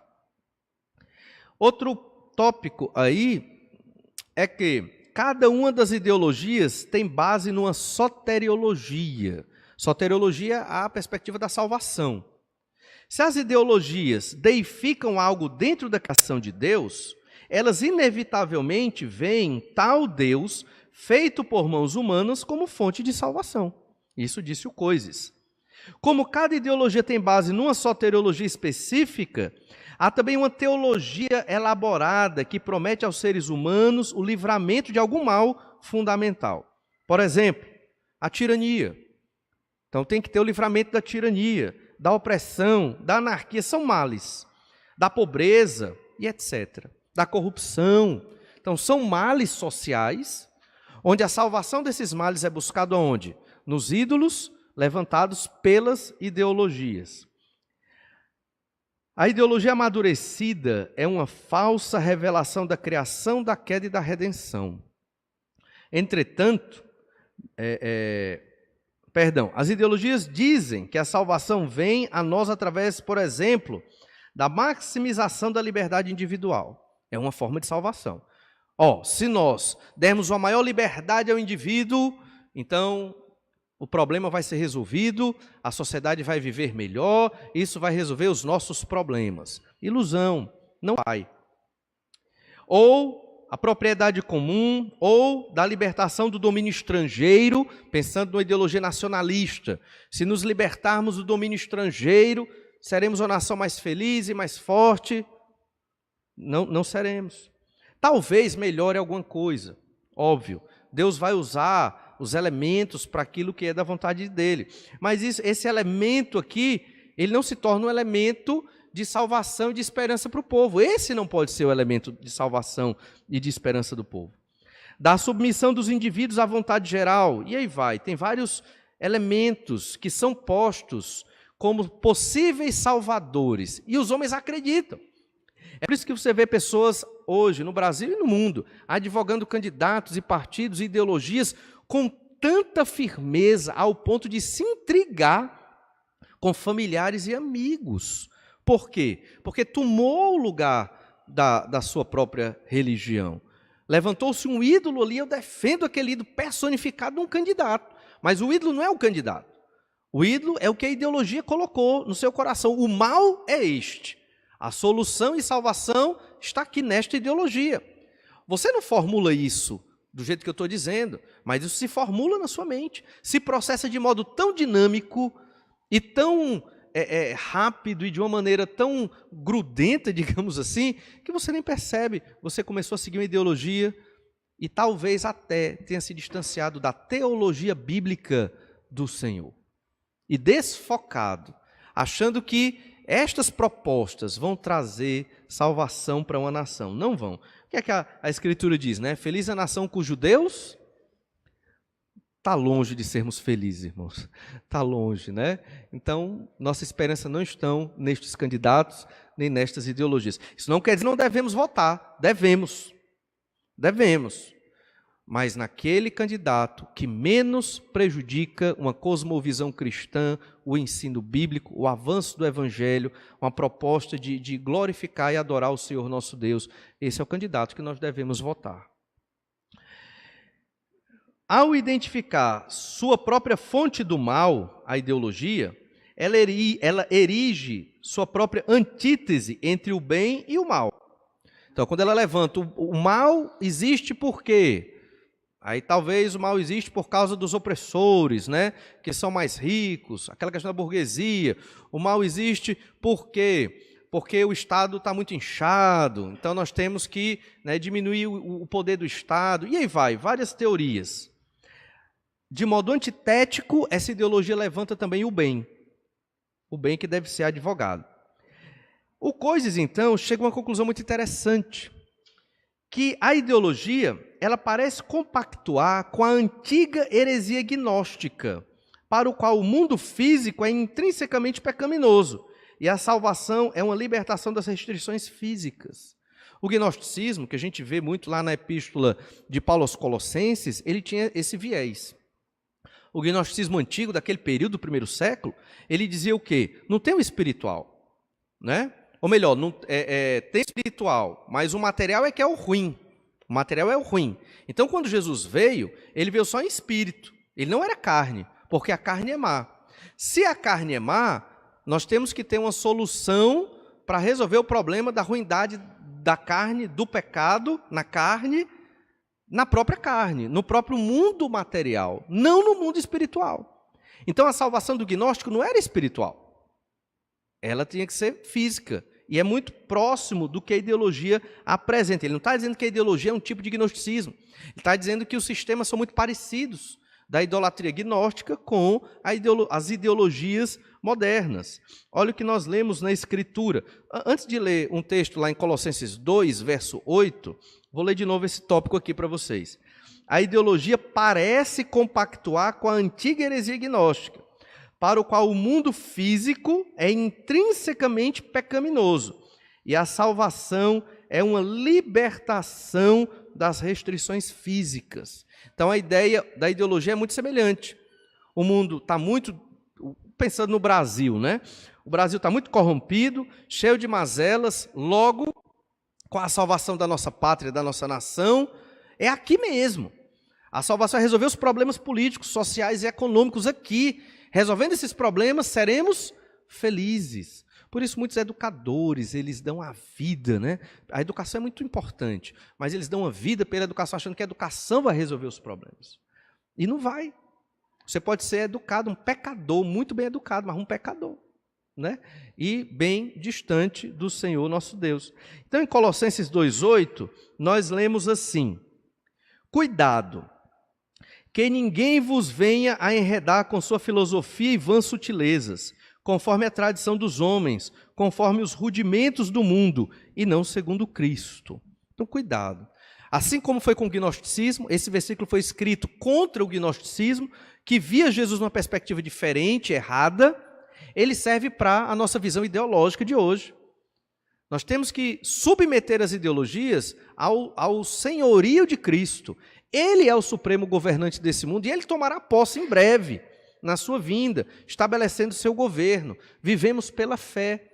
Nenhuma dessas ideologias resolverá o problema. Não vale a pena morrer pelos candidatos, pelos partidos, pelas ideologias. Não vale. Colossenses 3, verso 3. Porque morrestes e a vossa vida está oculta juntamente com Cristo em Deus. Quando Cristo, que é a nossa vida, se manifestar, então vós também sereis manifestados com Ele em glória. Essa é a nossa esperança. Essa é a nossa perspectiva. Isso não significa que vamos sair completamente da política, não é isso. Somos seres políticos, mas vamos ver a política de um outro prisma. E Deus pode usar cristãos verdadeiros na política. E Deus queira que Ele use, né? Porque seria muito bom. Mas crentes verdadeiros, não essa turma aí que usa o nome do Senhor para ganhar voto, mas crentes que entendem a missão do que é ser um político para a glória de Deus. Não para ele enricar, e não para a questão de poder e dominação, mas realmente para a glória do Senhor. Ah, mas isso é um sonho, pastor. Pois é, o justo vive pela fé, não é? Então é isso que nós devemos pedir ao Senhor para a nossa nação. O gnosticismo, lá dos Colossenses, tende a desprezar uma dimensão da criação de Deus e a atribuir status de ser ao mal e à salvação, que passam a ser identificados com algo intrínseco à estrutura da própria criação. Então, o gnosticismo via a salvação na própria criação, na própria solução no meio material, na existência material. Quem segue as ideologias e crê piamente nelas, e descreu de Deus, descreu da teologia, principalmente a bíblica, a correta, essa pessoa está nessa condição, como os gnósticos antigos, achando que essas vertentes ideológicas, políticas, esses candidatos, vão resolver os nossos problemas. Não vão. Exemplos de como as ideologias agem, segundo a pesquisa do Coises. O liberalismo. O liberalismo, ele vê a comunidade ou qualquer autoridade heterônoma como uma grave ameaça ao bem-estar do indivíduo, autônomo, e, portanto, como uma fonte do mal. Viver em comunidade é uma fonte do mal. Então, deixa cada um bem individual, vivendo a sua própria vida, tendo a família do jeito que você quer ter, tendo a economia do jeito que você quer ter, respeita padrões mínimos de política e de Estado. Certo? O liberalismo, de modo geral, clássico, né? Os libertários, que é um extremo do liberalismo, identificam o governo como essa fonte do mal. O próprio governo. Então, não tem governo nenhum. Né? Algumas ideologias e partidos no Brasil, creio que não tem, mas em outros contextos existem. Esse texto, infelizmente, foi escrito por um autor europeu, então ele reflete muitas ideologias que estão mais fortes na Europa, né? Os conservadores tendem a ver o caráter dinâmico da criação, mudanças e desenvolvimentos como fonte do mal. Então, o conservador ele não quer mudar. Então, um candidato conservador, ele não é que ele busca a glória de Deus, é simplesmente que ele não quer mudar. Se ele crê numa família tradicional, então esse é o melhor. É assim, pronto. Mas não porque é o que Deus está dizendo. E a gente tem que saber diferenciar essas questões. As ideologias coletivistas, como socialismo, nacionalismo, tendem a desconfiar da liberdade individual. Não, a liberdade individual não pode, o indivíduo não sabe gerir sua vida, o Estado tem que gerir, porque o indivíduo não tem condição. E as comunidades externas também, identificando sua existência com o mal. Então, são exemplos de como as ideologias elas criam um mal e elas procuram trazer soluções nesse mundo físico somente. Mas não vai resolver. Para eles, vai resolver. Para quem segue tais ideologias, vai resolver, vai melhorar. Mas não vai. É engano, sempre tem furo, porque são sistemas de idolatria. Por conta da soteriologia problemática, não é de admirar que as ideologias tenham uma visão distorcida do mundo, e por implicação do governo e da política, ou seja, uma cosmovisão distorcida. Então, toda ideologia vai ter uma cosmovisão distorcida do que é governo, do que é política, bem diferente do que a Escritura ensina. Exemplo, o nazismo e o marxismo-leninismo veem o Estado como fonte da ordem cósmica e acabam transformando num poder totalitário. É interessante, não é o caso do nosso país, mas o nazismo, o nacional-socialismo, veio a imbricação de duas fortes ideologias. Na verdade, o povo quis. Não sei se vocês estudaram um pouco da história da Segunda Guerra Mundial. O próprio Hitler, quando discursava, ainda buscando a sua eleição, não me lembro se já era chanceler, porque primeiro era chanceler, depois ele se tornava, né, o primeiro-ministro, mas ele ainda chanceler discursava dizendo, para que ter 33 partidos na Alemanha? Basta um, votem em mim. Pronto. Era assim que ele discursava. E o povo quis. O povo quis. Entendem? Então, são ideologias que dizem o que querem. É isso mesmo, que dizem o que querem. A China, por exemplo, só tem um partido, né? Se eu não me engano, que é o Partido Comunista. Acabou. Porque eles têm esse tipo de ideologia, entende? Obviamente que está mudando, porque já tem uma grande ênfase, né, da ideologia liberal econômica, o capitalismo chegando ali, óbvio, mas, na sua essência, é uma ideologia nesse viés, uma ideologia comunitária, uma ideologia social, uma ideologia de grupo, onde o individualismo ainda é muito estreito, se é que existe dentro daquele país. Para quem pensa assim, nesses exemplos que eu dei, eles acreditam que a salvação é aqui, nessa terra, que esse sistema de governo vai salvar o povo dos seus males e vai dar uma boa condição de vida, porque eles não têm perspectiva de Deus, eles não têm perspectiva do Senhor, eles não têm esperança de salvação, eles não têm entendimento de pecado, eles não percebem que o pecado está em nós. E essa teologia tem que influenciar a nossa decisão política. No Brasil, temos candidatos que pensam assim? Não temos. Temos candidatos que pragmaticamente combinam com os nossos interesses práticos. Uma família tradicional, que nós defendemos, né? E outros, não somos abortistas, obviamente. Agora, entenda, esses candidatos não estão numa teologia cristã. Não pense isso, não se engane. Não estão. Eles são tão incrédulos quanto os outros. Eles não querem a glória de Deus. Por que eu estou dizendo isso? Para que você não dê sua vida por esse candidato. Não vale a pena, né? Não vale a pena. Nas ideologias modernas, os objetivos suplantam os princípios. Nós votamos por princípios, não por objetivos. As ideologias, elas orientam o povo a votar por objetivo. Entende? Qual o objetivo? O objetivo é, vamos acabar com a pobreza do Brasil. É um objetivo. Nós votamos por princípios. Lembra? O Senhor Jesus, em um determinado episódio, Judas censurou a mulher que lavou ali o cabelo de Jesus com aquele bálsamo caríssimo, não é verdade? E ele ficou indignado, porque ele queria o dinheiro para ele, né? A bolsa era do grupo, mas ele queria para ele. E então ele disse, Senhor, que desperdício! Poderíamos ter pegado este perfume tão caro e vendido e ter distribuído para os pobres. Ele nem queria distribuir para os pobres, não era bonzinho não, Judas. Mas o argumento dele foi bom. O que é que Jesus respondeu? Vai ter muitos pobres no mundo para vocês cuidarem. Estou parafraseando. Mas eu estou aqui neste momento. E ela fez isso para quê? Para ungir, preparando para o sepultamento, já com antecedência. Então, quer dizer, Jesus é mais importante do que o quê? Pobres. Governo nenhum vai acabar com a pobreza do mundo, nem com a fome do mundo. Então quer dizer que nós não devemos ajudar? Devemos. Não quer dizer que nós não devemos, mas nós devemos não para acabar com a pobreza do mundo. O objetivo, a meta, o alvo. Devemos ajudar para a glória de Deus, porque Deus quer que nos compadeçamos das minorias.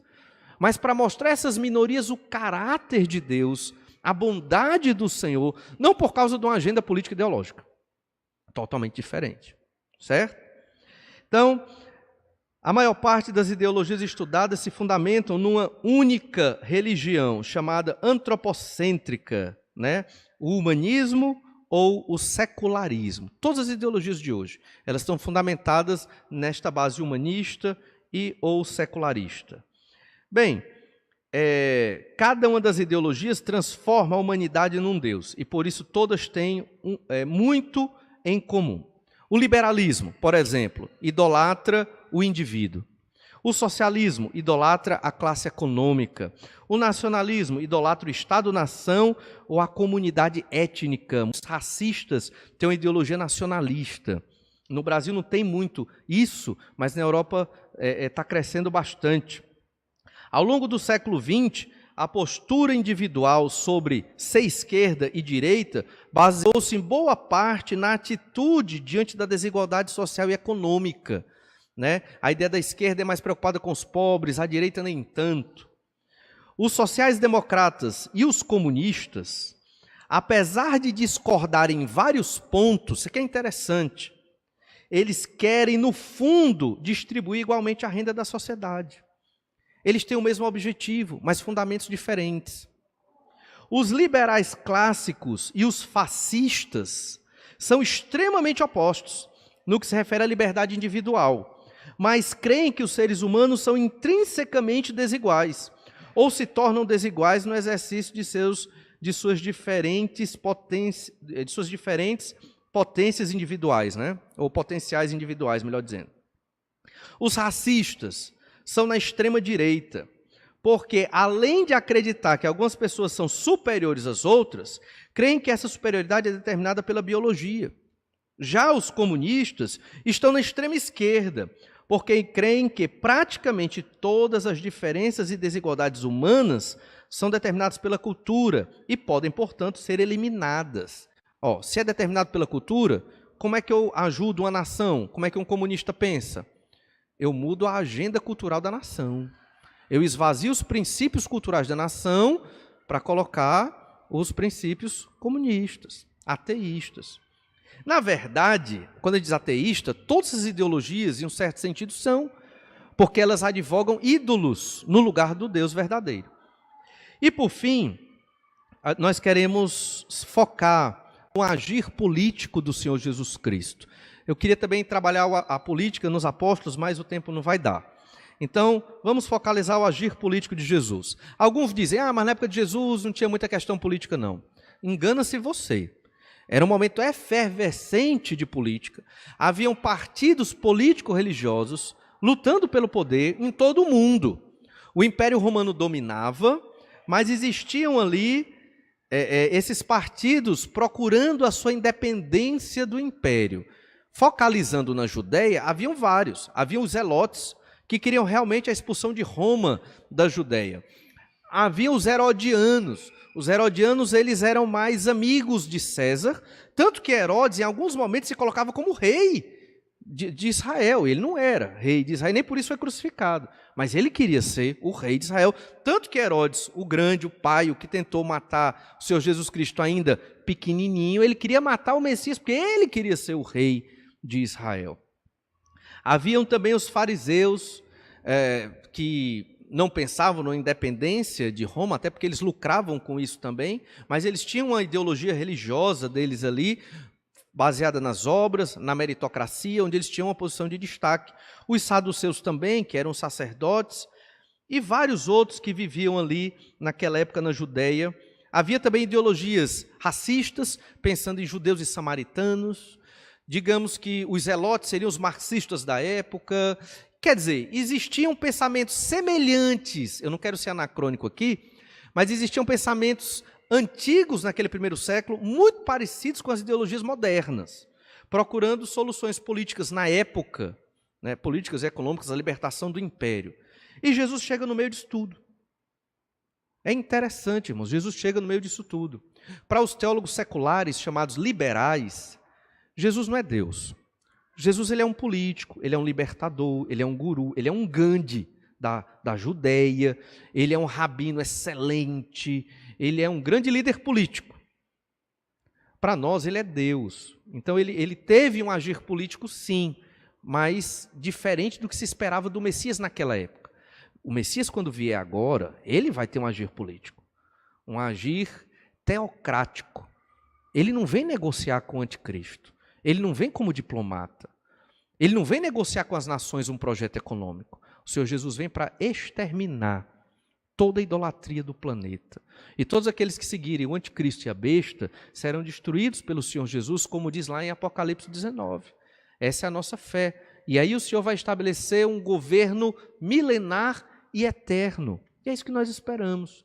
Ah, mas o Senhor Jesus, que coisa, né? Ele não vai dar oportunidade de salvação? Ora não, está dando hoje. Séculos e séculos que o evangelho é pregado. Fora o período antes da chegada de Jesus que Israel testemunhava no Antigo Testamento. Quanta oportunidade para conversão. Jesus, então vamos ver alguns episódios aqui rápidos sobre a vida do Senhor Jesus Cristo, neste envolvimento político no primeiro século lá na Judéia. Galileia, Samaria e Judéia, né? Primeiro, Jesus, ele pagou o imposto. Aí tem uma piadinha aí, né? Diga não à política na igreja, né? Culto não é comício, púlpito não é palanque e Jesus não é cabo eleitoral. Né? Tem esse dizerzinho. Isso não quer dizer que nós não podemos debater sobre política, mas isso quer dizer que, entendo eu, a igreja, como instituição, tem que respeitar um princípio fundamental que é bíblico, a liberdade. Liberdade. Deus é tão maravilhoso que Ele dá liberdade para nós pecarmos. Ele dá. Ele deu. Não só dá, Ele deu. Você pode pecar, você pode fazer muitas coisas com a sua vida, e Deus deu essa liberdade a você. A igreja tem que dar liberdade para o refletir e o pensar sobre a política, mas não podemos fechar aqui. Irmãos, a Igreja Batista Manancial vai fechar um candidato, é esse aqui. Todo mundo tem que votar. Quem não votar, disciplina. Podemos fazer isso. Nem podemos usar o nome de Jesus nessas questões. Podemos ensinar os princípios, né? Ensinar os princípios. Mas, pensando em Jesus, ele pagou o imposto devido ao império. Mesmo sabendo que era uma cobrança injusta, mesmo sabendo que era indevido, que era dominação ali do povo por meio dos romanos, Jesus fez questão de pagar. Olha Mateus 17, verso 24. Mateus 17, 24 diz assim: tendo eles chegado a Cafarnaum, Galileia, dirigiam-se a Pedro os que cobravam o imposto das 2 dracmas e perguntaram: não paga o vosso mestre as 2 dracmas? O imposto devido ali ao império né? Não cobraram nem Jesus, cobraram o discípulo, Pedro. Sim, respondeu ele. Ao entrar Pedro em casa, Jesus lhe antecipou dizendo, olha, Jesus ele foi ensinar princípio de política para Pedro. Aí ele disse, Simão, o que te parece? De quem cobram os reis da terra impostos ou tributos? Dos seus filhos ou dos estranhos? Pedro responde, dos estranhos. Jesus lhe disse, logo estão isentos os filhos. Mas, para que não os escandalizemos, vai ao mar, lança o anzol, e o primeiro peixe que fisgar, tira-o, e abrindo-lhe a boca, acharás um estáter. Toma-o e entrega-lhes por mim e por ti. Jesus aqui, ele não se associou a uma ideologia nacionalista dos judeus que queriam libertação do domínio romano. Ele poderia ter se insurgido como mestre, não vou pagar o imposto devido, não vou, porque eu sou contra esse tipo de dominação que vocês estão exercendo contra a nossa nação. Jesus não fez isso, ele pagou. O ensino de Jesus aqui é, eu sou filho do rei, eu não preciso pagar imposto em canto nenhum desse planeta, porque eu sou o dono deste planeta. Os estranhos é que pagam, mas para não escandalizá-los. Por que não escandalizá-los? Escândalo é tropeço, é armadilha. Se Jesus reconheceu que o imposto era indevido, mas se eu vou contra uma questão política aqui e agora, injusta, sim, de dominação, mas se eu me posiciono contra aqui como mestre, Jesus dizendo, eu fecho portas ou crio armadilhas para futuramente quando eu for pregar o evangelho. Entende? Não vamos escandalizá-los. Não vamos criar armadilhas para eles. Vamos deixar o caminho livre, sem armadilhas, para a chegada do evangelho. Entende? O evangelho é mais importante do que o agir político. O pregar o evangelho, o testemunhar de Cristo, o amor pelo irmão é mais importante do que um partido, do que um candidato, do que um viés político. Temos que ter isso em mente. E isso tem destruído igrejas e tem destruído o relacionamento entre irmãos, né? Entre casais, eu já vi, e aí vai. Mas outro momento do agir político do Senhor está em Mateus 22, verso 16. Aqui o Senhor Jesus participou de uma situação e foi constrangido a posicionar-se politicamente. Olha Mateus 22, verso 16. E enviaram-lhe discípulos juntamente com os herodianos. Os herodianos eram do partido de Herodes, que estava muito ligado a César e que queria dominar também. Eles queriam ser a dominação oficial de César na Judeia. E estavam conseguindo. Então ali com outros judeus estavam os herodianos para dizer-lhe, mestre, sabemos que és verdadeiro e que ensinas o caminho de Deus, de acordo com a verdade, sem te importares com quem quer que seja, porque não olhas a aparência dos homens. Dize-nos, pois, que te parece?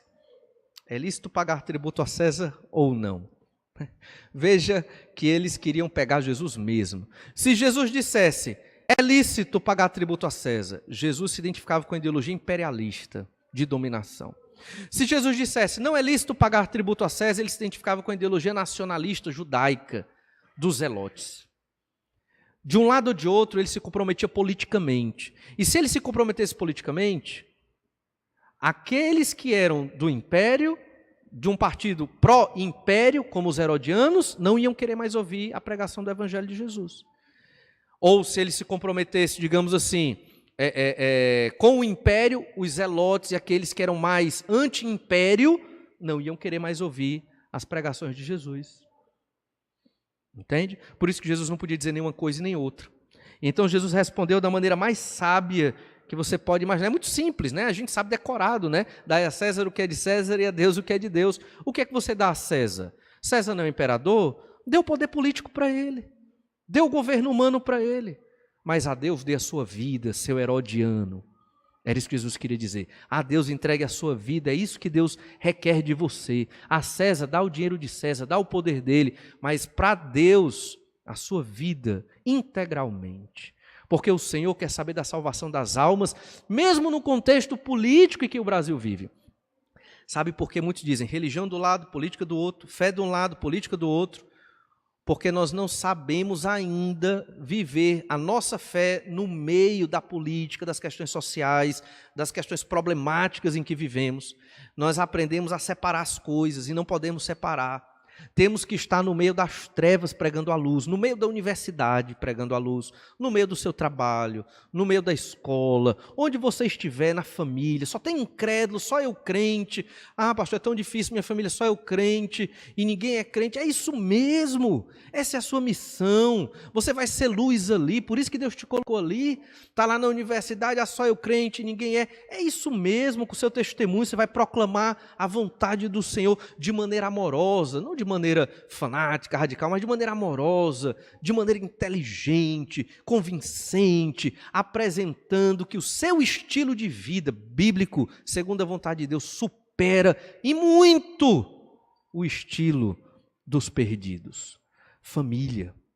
Na nossa família, nós temos que viver em harmonia, pai, mãe, filhos e tudo, para a glória de Deus, porque quando vivemos assim, nós erramos, pecamos, sabemos disso, mas nós temos que viver assim para a glória do Senhor, para que os que são antifamília percebam com a nossa vida que é maravilhoso ter uma família para a honra e glória de Deus. Então, Jesus estava ensinando exatamente isso. Então Jesus, porém, reconhecendo-lhes a malícia, respondeu: por que me experimentais, hipócritas? Mostrai-me a moeda do tributo. Trouxeram-lhe o denário. E lhes perguntou: de quem é esta efígie e inscrição? Responderam: de César. Então lhe disse: dai, pois, a César o que é de César, a Deus o que é de Deus. Ouvindo isto, se admiraram e, deixando-o, foram-se. É ou não é um constrangimento político? Jesus passou por um constrangimento político. Ele teve que se defender, ser de um lado ou ser de outro. Mas o Senhor priorizou o quê? O Evangelho. Outro momento, o Senhor Jesus não escolheu lados políticos, porque Ele curou o servo do centurião. O servo do centurião era romano, inimigo. Aqueles que eram anti-império, uma ideologia anti-imperialista, como os zelotes e outros, eles achariam isso um absurdo. Mas Jesus curou aquele servo porque viu tamanha fé neste homem, para que este homem fosse salvo. Ele não confundiu as coisas. Jesus viu que o reino de Deus, a proclamação do Evangelho é mais importante do que uma disputa política, e Roma estava dominando ali naquele período. Olhe, quando Jesus escolheu os apóstolos, Mateus 10, verso 2, ora, os nomes dos 12 apóstolos são estes: primeiro Simão, por sobrenome Pedro, e André, seu irmão, Tiago, filho de Zebedeu, e João, seu irmão. Simão e Pedro eram operários, Tiago e João eram empresários, eles tinham uma empresa de pesca. Filipe e Bartolomeu, Tomé e Mateus, Mateus publicano, traidor, cobrava imposto para os romanos. Tiago, filho de Alfeu, e Tadeu. Simão o Zelote. Simão o Zelote era o marxista da época, era o revolucionário. Ele queria a independência da Judéia, do poder de Roma, mas Jesus o chamou para ser discípulo. Ele estava sendo treinado ainda. O fato de dizer que ele era o Zelote é porque talvez ele ainda tivesse muitos pensamentos zelotes na mente, mas Jesus não o excluiu. Jesus não o abandonou, o jogou fora, mas o chamou para fazer parte dos 12. Isso é significativo, porque nós devemos entender que existem preferências políticas, uns mais próximos do que o Evangelho diz, outros mais distantes do que o Evangelho diz, mas temos que ter muito cuidado para não afetar e machucar os irmãos uns aos outros com as nossas preferências políticas, e nem deixar de ter o serviço dos irmãos por conta disso. O Senhor Jesus estava tão imerso no ambiente político que sua morte, numa abordagem humana, foi uma questão política. Na perspectiva de Deus, nós sabemos que foi salvação para as nossas vidas e foi do querer de Deus, mas numa perspectiva humana, foi por motivações políticas. Olha Mateus 27, verso 11. Jesus estava em pé ante o governador Pilatos, e este o interrogou dizendo: és tu o rei dos judeus? A condenação de Jesus foi baseada nisso, que ele estava querendo usurpar o lugar de César na Judéia. Jesus nunca quis isso. Quiseram proclamá-lo rei, mas ele não quis. Mas esta foi a grande acusação que os judeus levantaram diante de Pilatos, para poder Pilatos crucificar o Senhor Jesus. Foi uma questão política. Respondeu-lhe Jesus: tu o dizes. E sendo acusado pelos principais sacerdotes e pelos anciãos, nada respondeu. Então lhe perguntou Pilatos: não ouves quantas acusações te fazem? Jesus não respondeu nem uma palavra, vindo com isto a admirar-se grandemente o governador. Numa questão política, onde Jesus podia dizer: eu nunca disse isso. Ele podia, porque ele nunca quis ser o rei dos judeus naquele momento. Fugiu até de uma possível coroação, mas ele ficou calado, porque havia um propósito muito maior do que os interesses políticos naquele momento. Lucas 23, verso 1, o Senhor Jesus pagou os impostos devidos e não quis ser coroado rei, mas ele estava sendo acusado exatamente disso, motivos políticos. Olha Lucas 23, 1. Levantando-se da assembleia, levaram Jesus a Pilatos, estamos terminando, e ali passaram a acusá-lo, dizendo: encontramos este homem pervertendo a nossa nação, vedando pagar tributo a César. Jesus pagou o tributo a César, né? E afirmando ser ele o Cristo, o rei. Isso ele afirmou, ele era o Cristo, verdadeiramente, mas ele não quis ser rei. Então lhe perguntou Pilatos: és tu o rei dos judeus? Respondeu Jesus: tu dizes. Disse Pilatos aos principais sacerdotes e às multidões: não vejo neste homem crime algum. O próprio governante não viu, ele entendeu que era interesse político, era uma questão política para derrubar Jesus, porque Jesus estava indo contra os princípios políticos desses partidos, dos saduceus, dos fariseus, dos herodianos. Ele não compactou com nenhum. O objetivo dele era a proclamação do reino de Deus. Ele não se envolveu com o debate político. Eu não estou dizendo que nós não devemos votar. Eu estou dizendo que nós não devemos tomar estas discussões como algo tão importante como tantos têm tomado no nosso país. Como se isso fosse nos trazer a libertação dos nossos problemas. Como se isso fosse resolver tudo na nossa vida. Não é. Isso é fruto de um grande empreendimento midiático, sim, para envolver todos nós nesse viés político. É errado votar? Não. É errado investigar os candidatos? Não, não é. Temos que ter um equilíbrio. É errado eu entender que aquele candidato é o menos ruim ou o mais indicado? Também não. O que é errado? Eu achar que esta eleição vai resolver os nossos problemas? É eu levantar a bandeira de um candidato e brigar com meu irmão por causa disso? Ou um familiar? Ou qualquer que seja da sociedade? Errado. É errado. Isso é errado. Entende? Porque isso fere o princípio do amor, que é mais do que tudo, é amar ao Senhor e amar ao próximo. Quando a política faz com que eu me indisponha com um determinado grupo político, mesmo que estejam errados, eu estou errado. Como crente no Senhor Jesus, eu estou errado. E então, Jesus foi tido como agitador do povo.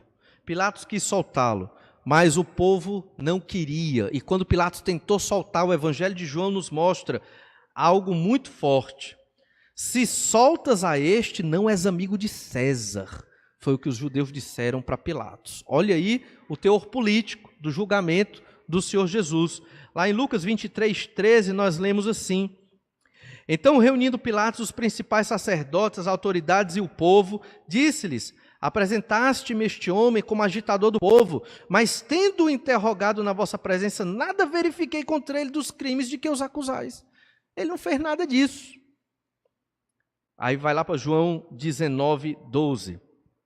A partir deste momento, Pilatos procurava soltá-lo, mas os judeus clamavam: se soltas a este, não és amigo de César.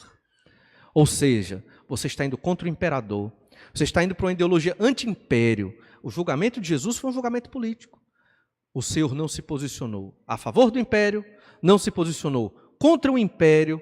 O Senhor Jesus, tudo bem que aqui não era uma democracia como a nossa, não era. Por isso temos que guardar as devidas proporções. Mas o Senhor Jesus priorizou o quê? A salvação do pecador ao morrer na cruz. Por isso ficou calado e se permitiu ser injustiçado. Estamos numa democracia representativa. É o modelo perfeito? Não é. Mas dentro dessa democracia podemos nos posicionar. Mas temos que imitar o exemplo do Senhor Jesus no meio de um entrave político enorme que custou sua vida aqui na cruz. O Evangelho estava em primeiro lugar. Quando eu for escolher um candidato, qual é o candidato que menos prejudica o Evangelho? Nenhum deles é a favor do Evangelho. Isso eu não tenho dúvida. nenhum deles defende o evangelho bíblico e genuíno do Senhor Jesus como tem que ser. Pensando nos princípios, não deu para trabalhar tudo aqui hoje, os irmãos perceberam, mas qual que menos prejudica? Né? E João 19:19. Pilatos escreveu também um título e o colocou no cimo da cruz. O que estava escrito era: Jesus Nazareno, Rei dos Judeus. Muitos judeus leram este título porque o lugar em que Jesus fora crucificado era perto da cidade e estava escrito em hebraico, latim e grego. Os principais sacerdotes diziam a Pilatos: não escreva Rei dos Judeus, e sim que ele disse: sou o Rei dos Judeus. Jesus nunca, afirmou desta forma. Eles queriam jogar a culpa em Jesus, mas aí Pilatos disse: o que escrevi, escrevi. A condenação de Cristo foi uma condenação política, entende? Por inveja de partidos políticos religiosos da pregação do evangelho naquele período. E olha que Jesus não queria o poder. Jesus veio simplesmente, não menosprezando a missão de Jesus, é claro, pregar o evangelho para a salvação dos perdidos. Isso tem que priorizar, irmãos, o nosso discurso político, né? Não temos ideologia, temos teologia bíblica, que fundamenta-se a nossa escolha de um candidato que não prejudica, um candidato que não vai ali prejudicar a expansão e o desenvolvimento do reino de Deus aqui na terra. Então, por fim, existem algumas orientações para fecharmos de tudo que nós observamos. Primeiro, o evangelho está em primeiro lugar, o reino de Deus e tudo que tem que estar sujeito a Cristo. E tudo tem que estar sujeito a Cristo, tudo.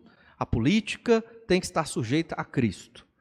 Então, nós vamos escolher um candidato que menos agride o evangelho do Senhor Jesus e a cosmovisão cristã.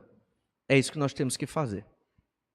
Nenhuma ideologia moderna que suporta as premissas dos candidatos é compatível plenamente com o evangelho do Senhor Jesus. Existem aspectos das ideologias que parecem com o evangelho, mas ela toda não é. Por isso você não tem como escolher. Tem um candidato que é bom numa coisa, tem outro candidato que é bom noutra coisa, tem outro que é noutra coisa, mas não tem um que domina tudo, não dá. Então existem aspectos de ideologias que parecem com o que é defendido na Escritura, mas não ela toda. Porque elas são, como nós dissemos, idólatras. Elas levantam ídolos e, obviamente, deuses que não são o Senhor nosso Deus. Nenhum candidato vai resolver os problemas da nossa sociedade. Lembre-se, os objetivos das ideologias não podem ser nossos ídolos, nem seus representantes, os salvadores. Temos que ter isso, um cuidado enorme na nossa mente acerca disso. Votamos baseado em princípios bíblicos e não objetivos político-econômicos e sociais a serem alcançados. Não somos guiados pelos objetivos. Resolver o problema da pobreza, resolver o problema da educação, resolver o problema da saúde, resolver o problema de tantas outras coisas no Brasil, acabar a corrupção, não. Voltamos em princípios. Tais candidatos e partidos, quais são os princípios defendidos ali? Porque as decisões deles, normalmente, nem sempre, vão seguir estes princípios. E esses princípios é onde nós temos como analisar se eles estão mais perto ou mais distante de um pensamento, de uma cosmovisão cristã. A democracia não é um sistema perfeito. Nem a monarquia, nem a democracia, nem tem sistema de governo perfeito na humanidade. Governo perfeito, somente a teocracia em que Deus mesmo governa. Deus mesmo governando Israel na saída do Egito, deu problema, né? Não porque Deus errou, mas porque o povo pecou. Então imagine só a teocracia quando Jesus voltar mesmo. Escolhemos o candidato que menos agride o evangelho, que menos destoa dos nossos pressupostos bíblicos e cristãos. Lembre-se, este candidato não faz assim porque ele ama a Deus ou quer a glória de Deus, ao menos no contexto brasileiro de 2018. Mas porque sua ideologia, ou liberal, ou nacionalista, ou de esquerda, ou de direita, concorda com os mesmos resultados finais de nossa fé cristã. A defesa da família tradicional, por exemplo, ou a rejeição ao aborto institucionalizado. Então, quando você escolhe um candidato pensando nesses princípios, é acertado, mas não se iluda. Ele não quer a glória de Deus. Ele quer o poder, como todos os outros, para cumprir uma agenda ideológica da ideologia que perfaz o seu partido e a sua história política. Os cristãos votam não somente pensando nas questões econômicas e políticas. Este é um fator, e não o dos mais importantes. Mas, principalmente, os cristãos votam pensando nos aspectos circunscritos ao ser humano, tais como caráter, família, vida, ética. Não somente na vida do candidato, mas naquilo que o candidato defende. Então, são princípios para nós votarmos. Lembremos que o Senhor, nas Escrituras, sempre defendeu o direito dos pobres e das minorias. Um governo segundo a vontade de Deus deve expressar este caráter. Sempre o Senhor, tanto o Pai, no Antigo Testamento, como o Senhor Jesus, enquanto vivo aqui na terra, Deus também defendeu os pobres. Sempre foi lá nas minorias realizar milagres e pregar o Evangelho, como também foi nos poderosos. Deus também nos deu liberdade, até mesmo para pecar e desonrá-lo. Por isso, um governo deve dar liberdade para os cidadãos, mesmo que seja para ir contra a vontade de Deus. Tal postulado é bíblico e cristão. Por isso que um governante crente, mesmo cristão, ele não vai governar para uma igreja. Ele também não vai governar só para os cristãos. É um erro. Ele vai governar para a glória de Deus, visando o povo como um todo. Isso é um erro comum que nós evangélicos cometemos. Isso não significa que esse governante ele vai ser laico, não. Nem significa que esse governante vai se perder nos princípios do Senhor, de forma nenhuma. Mas significa que ele vai olhar cada cidadão nas suas dificuldades socioeconômicas e políticas e vai criar um ambiente favorável à proclamação do Evangelho. Isso nós devemos ter em mente, porque Deus nos deu liberdade. Esse candidato ele não pode criar um sistema totalitário. Em 1 Coríntios 2,15, nós lemos assim, para finalizar: porém o homem espiritual julga todas as coisas, mas ele mesmo não é julgado por ninguém. Pois quem conheceu a mente do Senhor que o possa instruir? Nós, porém, temos a mente de Cristo. Temos, irmãos, o Espírito Santo de Deus, a mente de Cristo, que nos orienta no meio de um mundo secularizado, uma política extremamente secularizada e idólatra. Temos que ter o entendimento de filtrar o que interessa o reino de Deus, o que interessa ao Senhor para o nosso país, o que interessa para o próximo governante. E aí nós vamos votar.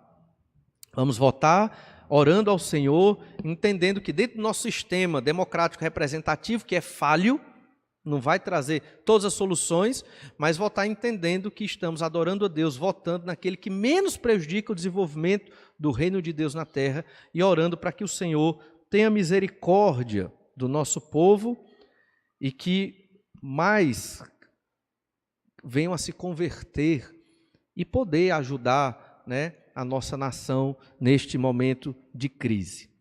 Espero que tenha esclarecido, talvez até confundido, mais alguns. Espero que não deu para ver mais, tentei ser o mais sintético possível e que isso possa nos orientar, nessa eleição que virá em breve. Vamos orar e pedir ao Senhor, não sei se tem tempo para perguntas, mas vamos orar e depois a gente vê se há possibilidade.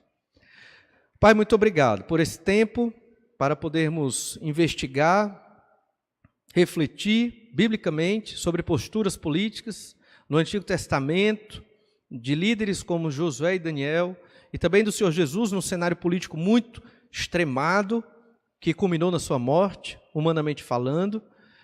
E, Senhor Deus, que a Tua Escritura, que tem tantos outros textos que versam sobre questões políticas, sociais e econômicas, ela seja luz para nós, para nos orientar naquilo que vamos fazer, entendendo que é mais uma eleição, o que não deixa de ser importante para a nossa sociedade, e orienta, Senhor Deus, a cada um aqui, as decisões políticas que haveremos de tomar nesta votação, e também, Senhor Deus, o governante que o Senhor já escolheu para dirigir a nossa nação, e, Senhor Deus, que a Tua igreja continue firme como coluna e estandarte da verdade, baluarte da verdade, defendendo aquilo que é certo e verdadeiro, segundo a Tua palavra. Pedimos isso no nome do Senhor Jesus. Amém.